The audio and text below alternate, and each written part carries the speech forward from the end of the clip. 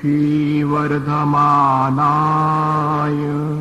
निर्धूत कलिलात्मने सालोकानां त्रिलोकानां यद विद्या दर्पणायते।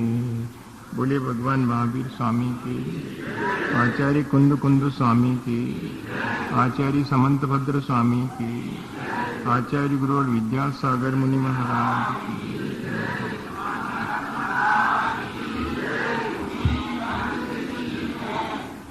ये रत्नकरंडक शावकाचार आचार्य समंतभद्र स्वामी का अपन पढ़ रहे हैं। हमने अभी तक बहुत सारी बातें सीखी और समझी हैं। सीखना और समझना तब सार्थक होता है जब हम उस सीखे और समझे हुए को जीवन में अनुभव में लाते हैं। बहुत सारी बातें अपने अनुभव में आती हैं, लेकिन अनुभव से हम शिक्षा नहीं ले पाते, और जिन चीज़ों की शिक्षा लेते हैं उनका हमें अनुभव प्राप्त नहीं होता। और यही एक मुझे लगता है मुख्य कारण है जीवन में परिवर्तन नहीं हो पाने। जो लोग सीखते हैं वे उस सीखे हुए को अनुभव में नहीं लाते, और जिन्हें जिन बातों का अनुभव है वे उन बातों से शिक्षा ग्रहण नहीं करते। देखो, बहुत सारी बातें अपने जीवन में अपन अनुभव में लेते हैं। कौन व्यक्ति होगा जिसको ये अनुभव ना हो कि क्रोध, मान, माया, लोभ, ये चारों कषाएं मेरे जीवन में मुझे सिर्फ दुख ही देती हैं। सबका यह अनुभव है, लेकिन अपने इस अनुभव से हम शिक्षा कहाँ लेते हैं? पाप हमारे जीवन को दुख पहुंचाता है। इस जीवन में भी और आगामी जीवन में भी पाप हमारे जीवन को दुख पहुंचाएगा, ऐसा हम अनुभव भी करते हैं और उसके कोई शिक्षा नहीं ले पाते। इन्हीं सब चीजों को कि कषाय कारण बनती हैं, पाप उनका कार्य है, इस बात को हम दूसरे से सीखते हैं पर अपने अनुभव में लाने की कोशिश नहीं करते। दोनों चीजों के बीच हमारा सामंजस्य हमें जल्दी से कर लेना चाहिए। जिन बातों को हमने सीखा है उन्हें हम अनुभव में लाएं, और जिन बातों का हमें अनुभव है उनसे शिक्षा लें। अपने बीते हुए अतीत में हुई गलतियों को, अपनी अज्ञानता से हमें शिक्षा लेनी चाहिए कि अरे देखो, हमने ऐसी अज्ञानतावश कैसे कैसे संसार में दुख पाए हैं। कल कोई पूछ रहा था कि संसार में भटकने का कारण क्या है? तो संसार में भटकने का कारण तो एक ही है, हमारी अपनी अज्ञानता। किसी और ने हमें संसार में भटकने के लिए मजबूर किया हो, ऐसा नहीं है। हमारी अपनी अज्ञानता की वजह से, अज्ञानता कहो या मोह कहो, और अज्ञानता या मोह है क्या चीज? तो वैसे तो हमें बहुत ज्ञान है सब बातों का, लेकिन कहते प्रयोजनभूत तत्व के बारे में जो हमारी अज्ञानता है, इसको आध्यात्मिक रूप से निरक्षर होना कहते हैं। व्यक्ति को अक्षर ज्ञान तो है, हस्ताक्षर कर लेता है अपने, सो निरक्षर नहीं है। लेकिन देखा जावे तो आध्यात्मिक रूप से हम लोग सब निरक्षर हैं। हमें अपने ही आत्मा का का खागा नहीं मालूम, अपने आत्मा के बारे में हमारी सुध नहीं है। यही तो अज्ञानता। हम शरीर की क्रियाओं को ही आत्मा की क्रिया मान लेते हैं, और शरीर के सुख को ही आत्मा का सुख मान के बैठते, शरीर पे आने वाली विपत्ति को ही आत्मा पर आने वाली विपत्ति मानते। देह जीव को एक गिने बहिरात्म, ऐसी अपने आत्मा की बहिरात्म अवस्था है, वही वास्तव में हमारे दुख का कारण। उसको दूर करने के लिए ही अपन सच्चे देवगुरु शास्त्र के चरणों में अपने जीवन को सबसे पहले समर्पित। पहले विश्वास आवश्यक है, श्रद्धा आवश्यक है, क्योंकि जैसे ही विश्वास हो जाता है, हमें रुचि हुई, रुचि से श्रद्धा हुई, निश्चय होता है चीज का कि हाँ, और फिर जो हमने निश्चय निर्णय कर लिया है उसके अनुरूप हम अपना आचरण भी बनावें, ये भी आवश्यक है। हमने पिछले दिनों एक बात कही थी कि श्रद्धा होनी चाहिए, हमेशा कहते हैं। तो कई बार ऐसा लगता कि है तो हमारी श्रद्धा, लेकिन वो श्रद्धा फलीभूत क्यों नहीं होती है? वो श्रद्धा फलीभूत इसलिए नहीं होती क्योंकि हम अपने आप को भूल नहीं पाते।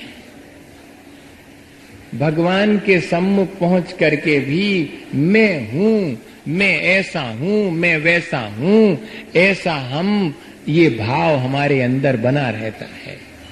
मैं तो दुकानदार हूं, मैं तो ऑफिसर हूं, मैं तो पिता हूं, या तो मैं अपने बच्चों की मां हूं। ऐसा भाव भगवान की भक्ति के समय आ जाता है।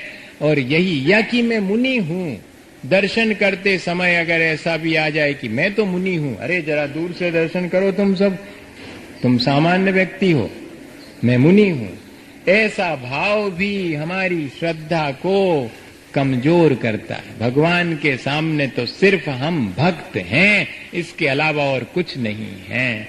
जब तक हमारा ये स्वामीपना, मैं का भाव जब तक नहीं टूटेगा, जब तक नहीं हटेगा, तब तक वो प्रार्थना और भक्ति सफल नहीं होगी। हमारी प्रार्थना और भक्ति सफल क्यों नहीं होती? क्योंकि मैं का भाव बना रहता कि मैं ऐसा हूं, मैं भगवान के जैसा हूं, ऐसा वचन से तो कह रहे हैं, लेकिन मैं का जो भाव है वो नहीं जाता।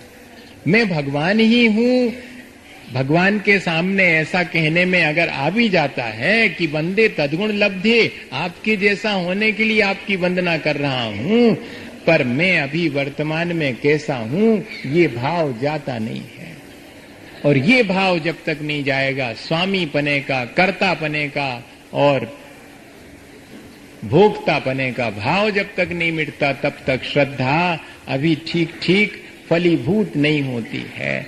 मैं कल यही सुबह सुबह लिख रहा था, तो उस समय मुझे मन में आया कि बात क्या है, तो लगा कि सचमुच यही है। जब तक हम अपने मैंपने को नहीं हटाएंगे, तब तक हमारे भीतर भगवान का दर्शन नहीं। मैंपना नहीं हटता, नहीं मैं हूं, मैंने ऐसा किया, या मैं ऐसा करता हूं, ये जो चीज है वो हमें बार बार अटकाए रखती है। उसी से फिर अहंकार बढ़ता है, उसी से संकलेश होता है। और अगर कर्तापना छूट जावे, मैं क्या करता हूं, मैं तो निमित्त मात्र हूं, अच्छा हो जाता है तो अपने को कर्ता मानने का मन हो जाता, बुरा हो जावे तो निमित्त मान लेते कि हम क्या करें, निमित्त थे, हमने थोड़ी करो। तो जैसा हम बुरे कार्य में अपने को निमित्त मान लेते हैं और बरी हो जाते हैं, ऐसे ही अच्छे मानो ना। लेकिन दोनों के बीच अगर मानने लगेंगे तो समता परिणाम अपने आप आ जाएगा। तभी जाकर के हमारी श्रद्धा, अब श्रद्धा को धीरे धीरे समझना है। अकेले सच्चे देवगुरु शास्त्र के चरणों में माथा झुका देने अकेले से श्रद्धा नहीं मालूम पड़ती। बात तो बहुत बाहरी है, भीतर में हमारे कर्तृत्व भाव छूटा के नहीं। इसलिए और दूसरे जो दर्शन हैं उनमें तो कहते कि मैं नहीं करता हूं, भगवान आप ही करते, सो भगवान की जिम्मे सब छोड़ दो, अपन बरी हो गए। अच्छो है तो बुरा है तो दोनों चीजें हैं, लेकिन सब भगवान के ऊपर, भगवान को समर्पित कर दो। अर्थ उसका ये है कि अपने कर्तापने को छोड़ दो। और वो कर्तापना जिसका छूट जाए, गृहस्थ अवस्था में भी छूट जाता है। क्या मान के करना, कर्तृत्व बुद्धि से नहीं करना, कर्तव्य बुद्धि से करना। मैं पिता हूं तो मेरा कर्तव्य है कि बच्चों को अच्छे संस्कार दूं, हो गया काम। अब अच्छे संस्कार पाओ तो ठीक है, उन्हें पाओ तो ठीक, हमने अपना कर्तव्य कर लिया। अब अगर हम कर्तृत्व मान के करेंगे उसी कार्य को तो बन जाएगा, तो अहंकार कर लेंगे कि देखा मैंने कैसे संस्कार डाले अपने बच्चों को, ऐसा अहंकार कर लेंगे। और अगर नहीं बनेगा तो अरे संकलेश में पड़ गए, हमने तो कितनी कोशिश की और ये बच्चे तो सब बिगड़ गए। उनके बिगड़ने और बनने से संकलेश और अहंकार कर लेते हैं, क्योंकि हम कर्तृत्व मानते हैं। कर्तव्य माने तो हमने तो अपना कर्तव्य किया, अब इसमें क्या संकलेश और इसमें क्या हर्ष और क्या विषाद। ऐसा उपाय है तो बहुत कहने में आसान, लेकिन भैया करने में बहुत कठिन है, ये भी हम जानते हैं। पर अपने को इतनी समझ तो होनी चाहिए कि हाँ, कुछ समय हमें कर्तृत्व बुद्धि को छोड़ करके कर्तव्य भाव से जो भी कार्य है वो करें तो बड़ी जल्दी अनासक्त हो सकता है व्यक्ति, बड़ी जल्दी उन सब चीजों के बीच होकर के भी और अपने जीवन का कल्याण। ऐसी दृष्टि की निर्मलता आनी चाहिए। ये 3-4 दिन से बहुत गड़बड़ करता, इधर धीमा हो जाता हूं, इधर तेज हो जाती है, फिर मैं संभाल नहीं पाता हूं। भाई थोड़ी सी व्यवस्था टाइट करना पड़ेगी, नहीं तो फिर अब अध्यक्ष को डांट पड़ेगी। हाँ, ये जो है आपका सिस्टम गड़बड़ कर रहा है, कंसंट्रेशन। तो मैं ये कह रहा था कि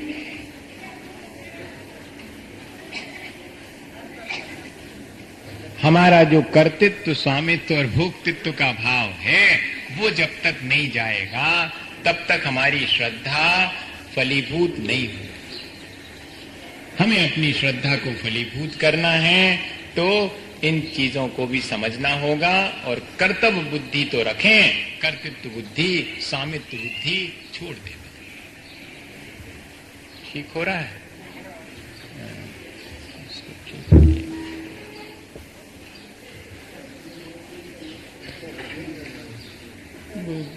थोड़ा चेंज करिए।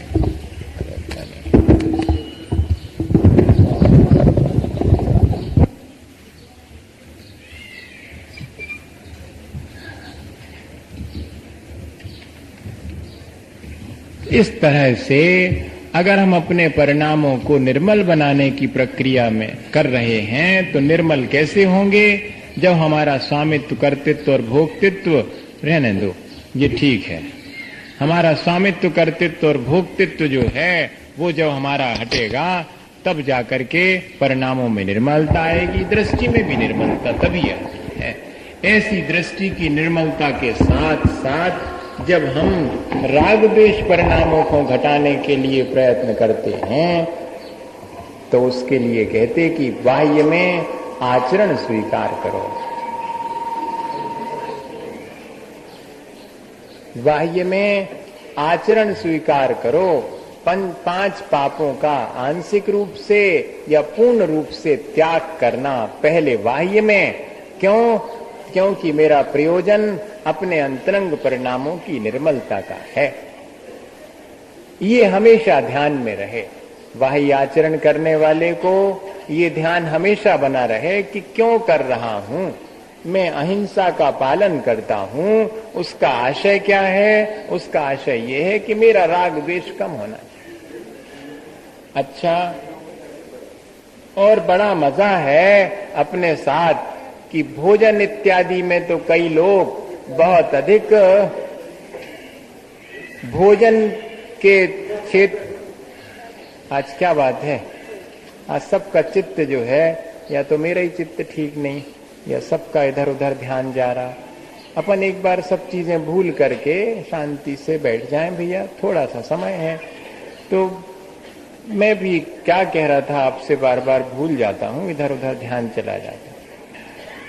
अपने परिणामों की निर्मलता के लिए दृष्टि की निर्मलता आवश्यक है। दृष्टि की निर्मलता के लिए सच्चे देव गुरु शास्त्र की श्रद्धा आवश्यक है और अपने परिणामों की निर्मलता के लिए सच्चे देवगुरु शास्त्र की श्रद्धा पूर्वक उनके द्वारा बताया गया आचरण अनिवार्य है। सो आचरण तो 5 पापों के त्याग से आता है, वो वाही में भी किया जाता है और अंतरंग में ये बात ध्यान में रखी जाती है कि मेरे अंतरंग में परिणाम निर्मल हो रहे कि नहीं हो रहे। पिछले दिनों हमने इस बात को खूब गौर से समझा है कि अहिंसा अगर हमारे जीवन में आई है तो परिणामों में निर्मलता भी आनी चाहिए। मैं ये कह रहा था कि भोजन के मामले में तो अभी जैनियों में अहिंसा का पालन फिर भी है। भोजन के मामले में तो बहुत टाइट है मामला। कुछ जो वो भी पुराने लोग, नए लोगों का कोई भरोसा नहीं, भोजन का भी भरोसा नहीं। हाँ, पुराने लोगों में तो अभी बहुत इस बात का विवेक है, लेकिन उसके साथ साथ परिणामों की निर्मलता का भी ध्यान होना चाहिए। जितनी भोजन की पवित्रता हम रखते हैं, जितनी वस्त्रों की और जितनी शरीर की पवित्रता का हम ध्यान रखते हैं, अगर उसका 1% भी अपने परिणामों की निर्मलता का ध्यान रखें तो अपना काम इस बार तो हो जाएगा, इस जीवन में तो इतने में। और 3 ही चीजों का बहुत ध्यान रखता व्यक्ति, शरीर, जो व्यक्ति भोजन की पवित्रता का ध्यान नहीं रखता वो भी शरीर की और वस्त्रों की पवित्रता का तो ध्यान बहुत रखता है। हाँ, भोजन की पवित्रता का ध्यान भले ही नहीं रखे, लेकिन शरीर की पवित्रता और वस्त्रों की बेझकाझक भाव चाहिए, एकदम लोहा करे कराए भाव चाहिए। अब भीतर भले ही गुड़ी परी हो, मन के भीतर, हाँ मन के भीतर की गुड़ी नहीं मिटाऊ, कपड़ों की गुड़ी तो मिट जाती।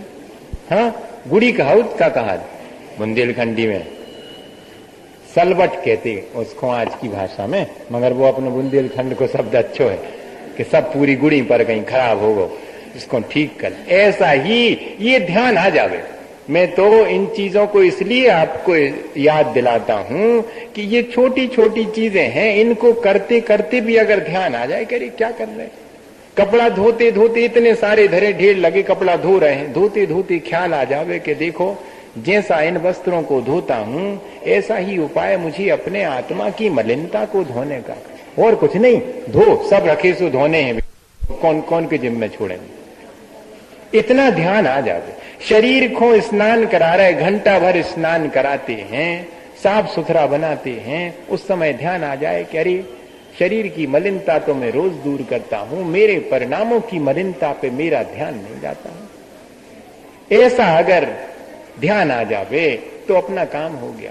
एक व्यक्ति की दुकान कपड़े की, अब कपड़े की दुकान में दिन भर काम करना, महाराज कोई उपाय बताओ कि धर्म का ध्यान बना रहे। हमने कहा अच्छा ऐसा करो, सफेद रंग अनंत भगवान का, लाल रंग सिद्ध भगवान का, पीला रंग आचार्य भगवान आचार्य महाराज का, और उपाध्याय का नीला और साधु का काला रंग, क्योंकि दो गोरे दो सांवले दो हरियल दो लाल हैं जी भगवान के रंग, सो बे रंग अपन लगा लो। और जब कोई मंगावे के सफेद कपड़ा ले आओ तो फौरन नमो अरहंताणम, ये सफेद रंग तो नमो अरहंताणम का है। और किसी ने लाल रंग मंगाया, नमो सिद्धाणम। भीतर भीतर ऐसा भाव आ जावे कि जैसे ही लाल रंग का कपड़ा दिखाई पड़ा सो कपड़ा तो पीछे छूट गया, पहले नमो अरहंत नमो सिद्धाणम का ध्यान आ गया, नमो अरहंता। 24 घंटे हम अपने रोजमर्रा के जीवन में धर्म को साथ में बनाए रख सकते हैं।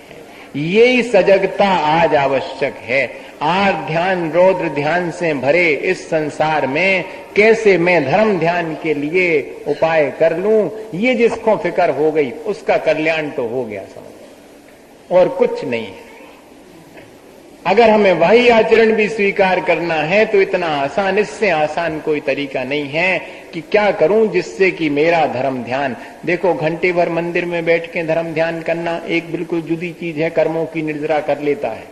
एक श्रावक भी कर लेता, ठाट बाट से पूजा करे, उसमें लिखा है कि ठाट बाट से पूजा करे, पूरे आडंबर के साथ गा बजा करके खूब मजे से 1 घंटे खूब कर्मों की निर्जरा हो जाती। लेकिन बाहर निकले तो फिर उसके बाद 23 घंटे तो इतना अधिक कर्मों का बंध होता है कि वो 1 घंटे को करो कराओ सब रो, रात भर पीसो, पारे में उठा लो। इसको ऐसा कह लो, या कि कहते कि हाथी का स्नान है, हाथी ने स्नान किया, सब नहा लिया और फिर बाद में धूल इतनी डाल ली तो कीचड़ और हो। ऐसा ही है। या कि मथानी का उदाहरण दिया श्रावक के लिए कि एक हाथ से खींचता सो उकलती चली जाती, मनोहित से जा लपटती चली जाती, फिर उकेलता फिर लपट जाती, फिर इस तरह से निरंतर कर्मों का आश्रय और बंध चलता है। उसके बीच में क्या करूं कि संवर और निर्जरा जो मेरे लिए उपादेय है वो मुझे हो, उसका उपाय है। संवर और निर्जरा का कोई उपाय है तो 5 अणुव्रत और 5 महाव्रत है। मैं ये कहना चाहता, आश्रय और बंध आर्त रौद्र ध्यान से होता है तो संवर और निर्जरा धर्म ध्यान से होती। धर्म ध्यान के लिए व्यक्ति को व्रत नियम संयम अनिवार्य है। पूजा पाठ स्वाध्याय इत्यादि तो है ही, देव पूजा गुरु पास्त्री 7 स्वाध्याय सो 3 ही कर ले। मनो अब घरे 24 घंटे संयम तप और त्याग, ये तो भूल ही गए अपन। 6 हैं पूरे, सो 3 तो अपने मंदिर में आन के हो जाते, देव पूजा गुरु पास्त्री 7 स्वाध्याय। अब जो 3 वापस घरे लौटे सो इनको न भूलो, संयम भी कुछ थोड़ा सा धारण करना, अनुशासन भी, तपस्या भी करनी है घर में जा करके, और त्याग भी करना है मुझे, अपना सुख छोड़ना है दूसरे के सुख के लिए। यहां तो आदमी अपने सुख के लिए दूसरे पर दुख डालने की चेष्टा करता है, और धर्म हमें सिखाता है कि दूसरे के सुख के लाने अपनो सुख छोड़ दो। ये है धार्मिक दृष्टिकोण। ये नहीं है धार्मिक दृष्टिकोण के अपने सुख के लाने चाहे जो करो, दूसरे को चाहे जो हो जाए, ऐसा नहीं। तो इस प्रकार व्रत नियम संयम हमारे जीवन में संवर और निर्जरा के लिए अनिवार्य है। पहला व्रत है अहिंसा व्रत, अपन ने समझ लिया। सत्य व्रत भी समझ लिया, अचौरी व्रत भी समझ लिया। चौथा व्रत आ गया है संयम, या उसको कहते ब्रह्मचर्य व्रत। ब्रह्मचर्य व्रत दो प्रकार का है, एक अणुव्रत के रूप में है, एक महाव्रत के रूप में, और एक ब्रह्मचर्य प्रतिमा भी है। अब तीनों में क्या फर्क है? तो समंत भद्र स्वामी ने तो ब्रह्मचर्य अणुव्रत के लिए बहुत अच्छा नाम दिया, स्वदार संतोष नाम का व्रत। ब्रह्मचर्य व्रत कहो या स्वदार संतोष कहो। और ब्रह्मचर्य प्रतिमा क्या है? जिससे विवाह किया है उसके प्रति भी अब परिणामों में निर्मलता आ गई, ये ब्रह्मचर्य व्रत प्रतिमा हो गई। और ब्रह्मचर्य महाव्रत है तो कहते 9 कोटि विशुद्धि पूर्वक अपने 5 इंद्रियों के विषयों को त्याग कर देना, ये है ब्रह्मचर्य महा। 5 इंद्रियों के विषयों को जिसने जीत लिया, क्या स्पर्श, क्या रसना, क्या घ्राण, क्या कर्ण, क्या चक्षु, समस्त इंद्रियों के विषयों को जिसने जीत लिया है वो ब्रह्मचर्य। 9 कोटि शुद्धि मन वचन काय कृत कार्य तन्मोदना के द्वारा, ये महाव्रत। अब अपन यहां समझेंगे कि ब्रह्मचर्य अणुव्रत, देखो संबंध भी है और ब्रह्मचर्य कह रहे, बताओ इस तरफ दृष्टि तो दो। ब्रह्मचर्य अणुव्रत कह रहे हैं और एक से विवाह भी हो गया, फिर भी क्या दृष्टि रही है आचार्य भगवंतों की? दृष्टि ये रही कि हमारा असंयम इतना हो सकता था कि सबके प्रति हम अपना मन खराब कर सकते थे, लेकिन हमने अपने उस मन को रोक करके एक पर सीमित कर लिया है, इसलिए हमारा वो ब्रह्मचर्य अणुव्रत। ये दृष्टिकोण यहां पर है। क्या कहते हैं? न तु परदारान गच्छति न परान गमयति च पाप भीतेर्यत् का परदार निवृत्ति संतोष नामापि। हाँ, न तु परदारान गच्छति न परान गमयति, न तो पर के प्रति स्वयं आकृष्ट होता या गमन करता है, न दूसरे के लिए करवाता। क्यों? पाप भीतेर्यत्, क्योंकि उसमें वो पाप से भयभीत है। जिससे विवाह किया है उसके सिवाय अन्य के प्रति न स्वयं आकृष्ट होता है न दूसरे को आकृष्ट कराता है, क्योंकि वो पाप से भयभीत है। उसकी कषाय इतनी नहीं है, अब मंद हो गई कषाय, इसलिए उसे मंद कषाय वाले को ही पाप पाप मालूम पड़ता भैया, तीव्र कषाय वाले को पाप पाप नहीं मालूम पड़ता। क्योंकि कषाय तो कारण है, पाप उसका कार्य है। जिसका कारण ही मिट गया उसको कार्य क्या? तो कषाय की मंदता है जिसके उसको ये सब पाप मालूम पड़ता। कह रही नहीं भाई, हमने जिससे विवाह किया है, जिससे हमने संबंध किया, श्रावक की दृष्टि से कह रहे, उसके प्रति ही हम, उसके अलावा अन्य के प्रति हम अपना भाव नहीं बिगड़ने देंगे, दूसरे को भी नहीं। सा परदार निवृत्ति, इस प्रकार पर स्त्री का त्याग और स्वदार संतोष नाम का यही अणुव्रत कहलाता है। अब इसमें देखो, बाह्य में तो ये दिखाई पड़ता है कि बाह्य में तो हमने जिससे विवाह किया उसी से संबंध है। अब अपने अंतरंग परिणामों में भी ऐसी ही निर्मलता आनी चाहिए। निरंतर इसके लिए प्रयास करना पड़ेगा। इसलिए कहते कि बाह्य में भी हमें निमित्तों से बच करके रहना पड़ेगा। अपने उपादान में तो योग्यता बढ़ानी ही है, लेकिन बाह्य में निमित्त से भी सावधान रहना पड़े, क्योंकि निमित्त मिलने पर हमारे अंदर असंयम के भाव आने में देर नहीं लगती है। ये बात जुदी है कि अपन ने अपने मन में जैसे संयम का इतना तो प्रभाव रहता है कि एक बार क्या हुआ, देखो वो घटना याद आ गई, बंडा में सन 80 की बात है, जब आचार्य महाराज के साथ पूरे संघ के साथ विहार करके ठंड के दिन में पहुंचे। अब पहुंचे तो वहां पर जिस हॉल में और सब पूरे संघ को रोका गया, तो उसमें क्या था कि दरवाजे के कांच टूटे हुए थे और खिड़कियों के भी कांच टूटे थे, ऊपर खप्पर थे। अब पहले तो समझ में नहीं आई, रुक गए। अब 10 बजे रात तक भैया वृत्ति वगैरह हो गई, तब भी ज्यादा ठंड का वो दबाव नहीं समझ में आया। जब सब चले गए और किवाड़ भी उनने जैसे बंद ने जैसे खुले, सब खिड़की सब कोई उसमें कांच वांच सब टूटे हुए थे और ऊपर खप्पर। अब धीरे धीरे ठंड बढ़ना शुरू हुई। ठंड बढ़ना शुरू हुई तो एक एक चटाई मिलती थी उस समय जो है, एक चटाई में उसी को चाहे बिछा लो चाहे ओढ़ लो चाहे जो करो आप। तो मिली सबके लिए एक एक चटाई थी और पाटा तो मिलता नहीं था। पाटा तो आचार्य महाराज के लिए, अब इतने 15 को कहां से पाटा है। अब है ऐसी व्यवस्था जो है, सन 80 की बात बता रहे आपको उस समय। तो ऐसे ही नीचे वो बिछा ली। अब बिछा करके जो है लेटे तो वो तो दोनों तरफ से हवा तो आएगी, चटाई ऐसी लेटे, आधी बिछी आधी ओढ़े। नहीं समझ में आया कि कैसा करें। सो फिर एक उठा, फिर दूसरा उठा, सब एक दूसरे को देख रहे हैं कि कोई को नहीं समझ में आ रही। सो अपने उसी को ऐसा लपेट करके और बैठे बैठे ही जो है कि कम से कम नीचे से तो हवा बच गई, ऊपर से ही आ रही हवा, जितनी लपेटे चटाई बैठे रहे। आचार्य भी बैठे, सब बैठे हुए। सुबह सुबह भक्ति हुई। भक्ति के बाद आचार्य ने, अब आचार्य तो मजा तो लगाते हैं वो बीच बीच में, कहने लगे क्यों रात में अच्छी नींद आई। हम क्या कहें, किसी ने कुछ नहीं कहा, सब समझ रहे थे। तो बोले ठंड बहुत थी। हाँ ठंड तो बहुत थी, ये तो सबने कहा कि हाँ ठंड तो बहुत थी। तो क्या विचार आया, अब ऐसा पूछ लिया तो क्या विचार आया, तो सही सही बताना।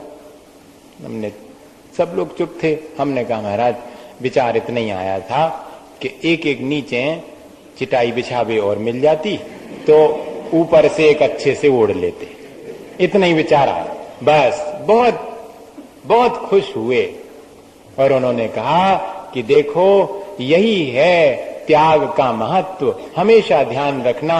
हम तो ये सोच रहे थे कि तुम्हें पूछूं कि क्या ध्यान आया, तुम्हें अभी गद्दा और पल्ली का ध्यान नहीं आया कि वो होती तो मैं ठंड बचा लेता। तुम्हें अगर लगा तो इतना ही लगा कि एक चटाई और नीचे बिछावे की होती तो जाओ ऊपर वाली ऊपर ओढ़ने के काम। इससे त्यागी हुई वस्तु का तो स्मरण भी नहीं आया है। ये है त्याग का महत्व। जिस चीज को अपन छोड़ देते हैं उस चीज का फिर मन में भाव भी नहीं आता है, आना भी नहीं चाहिए। साधना यही है, आ जाता है तो उस परिणाम को जल्दी से जल्दी हटा दो, आ भी गया है तो ये है। इसलिए कहते कि जिस हमने एक से विवाह किया बाकी सबका त्याग कर दिया, अब उनके प्रति अपने मन में कोई विकारी भाव नहीं लाना, यही तुम्हारा अंतरंग का ब्रह्मचर्य है। और बाह्य में तो ब्रह्मचर्य है ही कि भैया एक से संबंध रखें, तो बाह्य का तो आसानी से सद जाता है, लेकिन अंतरंग के परिणामों को भी ब्रह्मचर्य के संभालना के किसी के प्रति भी दृष्टि हमारी खराब ना हो गए। दृष्टि की निर्मलता ही सबसे बड़ी चीज है। मैं तो इसी चीज को मानता हूं। पवित्र दृष्टि होवे तो कहीं कोई बाधा नहीं है। आपने सुखदेव का उदाहरण नहीं सुना? ब्रह्मचर्य वाले दिन तो हमने आपको बहुत बातें बताई थी और उसमें और भी जितनी है सो है तो सब उसी के लिए उदाहरण है बहुत सारे। सुखदेव का उदाहरण आता कि वे युवा थे उस समय 20 वर्ष के, और वो घर छोड़ करके गए। घर छोड़ के और नग्न निकल गए बाहर, वस्त्र ही नहीं पहने, और निकल गए नदी के किनारे से चले गए। वहां पर बहुत बहनें स्नान कर रही थीं, लेकिन किसी ने ना उनकी तरफ ध्यान दिया ना उनने उनकी तरफ ध्यान दिया, वो निकल गए नग्न ही। उसके बाद उनके पिताजी निकले 80 साल के, उनको खोज में निकले, ढूंढ रहे उनको। तो पीछे पीछे जैसे ही उस नदी के पास से निकले सो सब बहनें जो स्नान कर रही थी उनने अपने अपने वस्त्र संभालना शुरू कर दिए। अरे वो दूर से ही देख रहे थे कि अभी अभी मेरा 20 वर्ष का युवा पुत्र निकला और वो तो वस्त्र नहीं धारण किए था, तब ये लोग सब आराम से स्नान करते रहे। मैं इतना 80 वर्ष का बुढ़ा हो गया, कपड़े पहने हुए हूं, तब भी इनको जो है ऐसी लग रही है, कपड़े संभाल रहे अपने। तो उन्होंने पूछ ही लिया कि देखो तुम लोगों का व्यवहार अच्छा नहीं, मैं तो इतना वृद्ध हो गया 80 साल का और फिर भी मेरे सामने तुम अपने वस्त्र संभाल रहे, और वो जो मेरा युवा बेटा निकल गया उसके सामने तुम्हें सुधि नहीं थी। उसको कोई मायने नहीं रखता था, उसकी दृष्टि में निर्मलता थी। तुम्हारी दृष्टि तुम संभाल लो, उसकी दृष्टि संभली थी तो हमें कपड़े संभालने की आवश्यकता नहीं थी, तुम्हारी दृष्टि संभली होती तो हमें भी आवश्यकता। तो मुझे इस चीज को सुन करके पढ़ करके लगता है कि सचमुच तो ऐसा ही है। दृष्टि हमारी निर्मल होवे तो इस संसार में कोई चीज हमें विकृत नहीं कर सकती, और दृष्टि बुरी होवे तो अच्छी चीज में से भी विकार हम निकालें। वीतरागता में से भी हम राग निकाल सकते हैं, और रागी के बीच रह करके भी उसमें से हम वीतरागता अगर हमारे भीतर अंतरंग में, मगर इसका अर्थ ये नहीं है भैया कि निमित्त अपनी तरफ से जुटाओ, नहीं, निमित्त मिल जावे तो परिणाम संभालो, निमित्त से तो हमेशा बचते भी रहो, ये भी लिखा हुआ है। इस तरह का ये ब्रह्मचर्य अनुव्रत है। श्रावक अपने जीवन में आदर्श विवाह करके और अपने जीवन में ब्रह्मचर्य व्रत का पालन कर सकते। विवाह करके भी ब्रह्मचर्य का पालन, देखो आप, जिससे विवाह किया उसके अलावा अन्य के प्रति निर्मलता अगर आ गई तो वही तो ब्रह्मचर्य व्रत है, और अलग से क्या लेने की आवश्यकता है इस व्रत को, मुझे बताओ। कितना आसान है गृहस्थ के लिए, वो भी ब्रह्मचारी कहलाएगा। सोचो, विवाह करने के बाद भी कह रहे हैं, इस पे दृष्टि कभी नहीं जाती व्यक्ति की।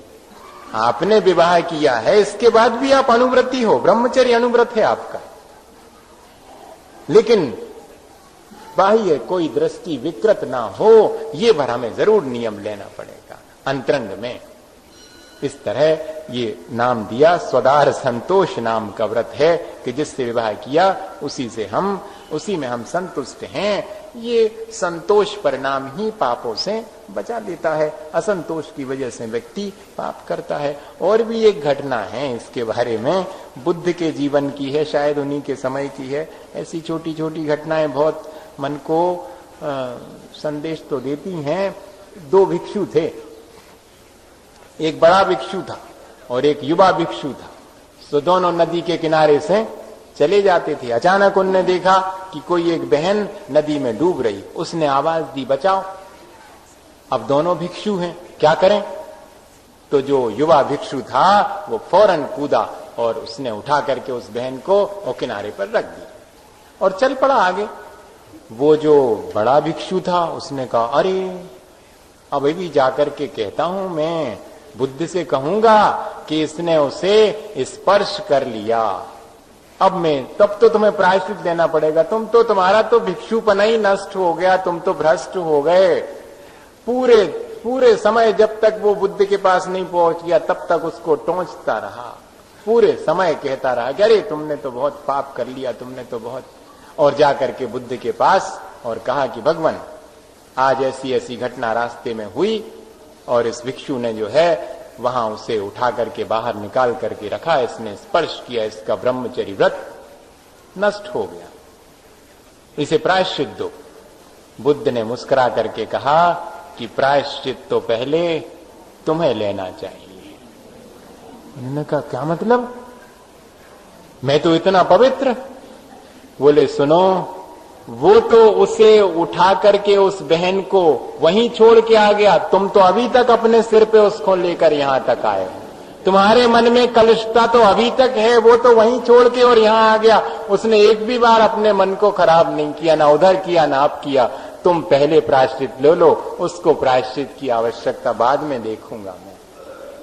तो इस उदाहरण से हम क्या शिक्षा लें? इस उदाहरण से यही शिक्षा लें कि भाई हमारे परिणाम हमें संभालना चाहिए। बाह्य निमित्त मिलने के बाद भी अगर हमारे अंदर त्याग की भावना है तो हम अपने परिणामों को संभाल सकते हैं।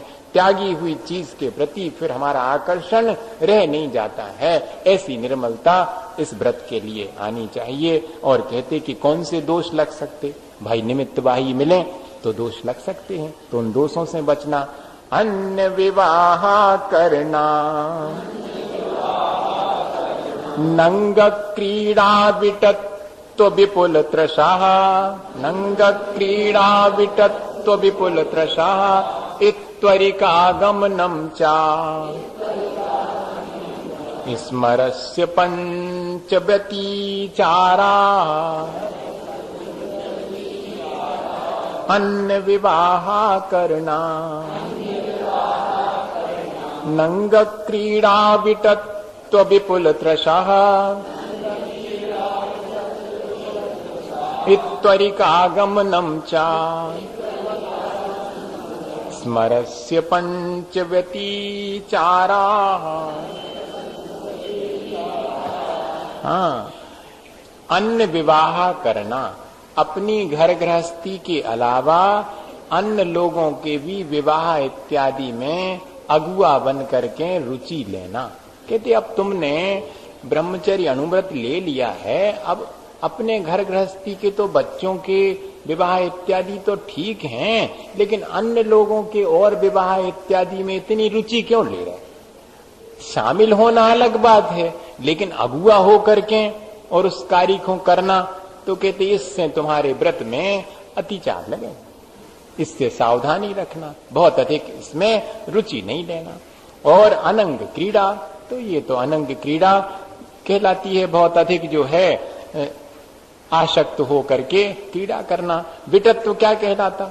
विटत्व कहलाता है शरीर से अच्छी चेष्टा नहीं करना, बुरी चेष्टा करना, भद्दा, जिसको अपन वल्गरिटी कहते, जिसको अपन असभ्यता कहते, अश्लीलता कहते हैं, तो ये विटत्व कहलाता। विपुल त्रषा, अब एक के प्रति भले ही अपन ने अपनी भावना को रखा है कामना, लेकिन उसके प्रति भी बहुत अधिक रखना। विपुल त्रषा, बहुत अधिक काम की इच्छा होना है, तो कहते ये भी जो है धीरे धीरे तुम्हारे व्रत को दूषित करेगी। और इत्त्वरिका गमनम, जिसका कोई स्वामी नहीं है, ऐसी अविवाहित, जिसको अपन क्या कहती, वेश्या कहती, उससे भी बच के देखो। जिसका चरित्र अच्छा नहीं है उससे दूर रहो, नहीं तो अपना चरित्र भी धीरे धीरे मलिन होगा। आचार्य महाराज कहते कि भैया तुम शराब की दुकान पे बैठ के भी दूध पी हो तब भी तुम्हें लोग शराबी कहेंगे,